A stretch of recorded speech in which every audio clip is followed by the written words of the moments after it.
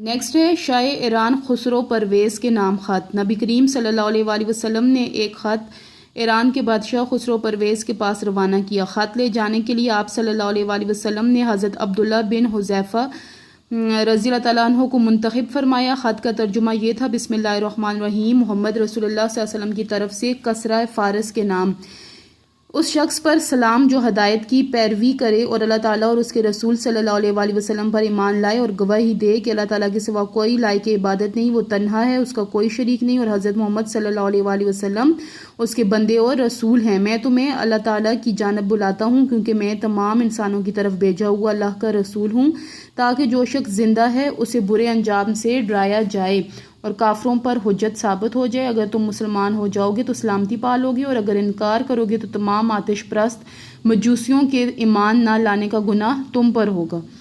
جب خط خسرو پرویز کو پڑھ کر سنایا گیا تو اس نے نہایت غرور سے کہا: میری رعایا میں سے ایک حقیر غلام اپنا نام مجھ سے پہلے لکھتا ہے۔ پھر اس نے نامہ مبارک چاک کر دیا، یعنی پھاڑ دیا۔ حضور صلی اللہ علیہ وآلہ وسلم کو جب اس واقعے کی خبر ہوئی تو آپ صلی اللہ علیہ وسلم نے فرمایا: اللہ تعالیٰ اس کی بادشاہت کو پارا پارا کرے، اور پھر ایسا ہی ہوا۔ اس کے بعد خسرو پرویز نے یمن کے گورنر بازان کو خط لکھا کہ اس شخص نبی کریم صلی اللہ علیہ وسلم کو گرفتار کر کے میرے پاس حاضر کرو۔ بازان نے 2 آدمی منتخب کیے اور انہیں ایک خط دے کر آپ صلی اللہ علیہ وسلم کے پاس بھیجا۔ خط میں یہ حکم دیا گیا تھا کہ ان آدمیوں کے ساتھ خسرو پرویز کے پاس حاضر ہو جائیں۔ جب یہ آدمی مدینے میں آپ صلی اللہ علیہ وسلم کی خدمت میں حاضر ہوئے تو حضور صلی اللہ علیہ وسلم نے فرمایا: آج تمہارے بادشاہ کو اللہ تعالیٰ نے ہلاک کر دیا ہے، جاؤ تحقیق کرو۔ یہ سن کر وہ دونوں یمن واپس لوٹ کے گورنر کے پاس یہ اطلاع پہنچ چکی تھی کہ خسرو کو اس کے بیٹے شیرویہ نے قتل کر دیا ہے اور شیرویہ ایران کا بادشاہ بن گیا ہے۔ تھوڑے عرصے بعد شیرویہ نے بازان کو خط لکھا جس میں بازان کو یہ ہدایت کی کہ جس شخص نبی کریم صلی اللہ علیہ وسلم کے بارے میں میرے والد نے تمہیں لکھا تھا اب اسے ناراض نہ کرنا۔ ان واقعات کا بازان پر بہت گہرا اثر ہوا اور وہ حضور صلی اللہ علیہ وآلہ وسلم کی دعوت پر مسلمان ہو گیا۔ بازان کے ساتھ اس کے درباری اور رعایا میں سے بھی کئی لوگ مسلمان ہو گئے تھے۔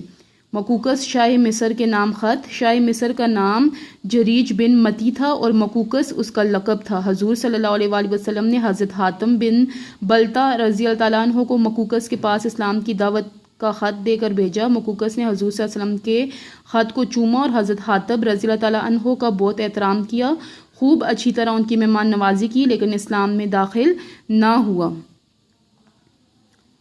مقوقس نے حضرت حاتم رضی اللہ تعالیٰ عنہ کو ایک جوڑا کپڑا، زین سمیت ایک خچر اور ہدیہ میں 2 لونڈیاں ماریہ اور سرین حضور صلی اللہ علیہ وسلم کی خدمت میں بھیجی۔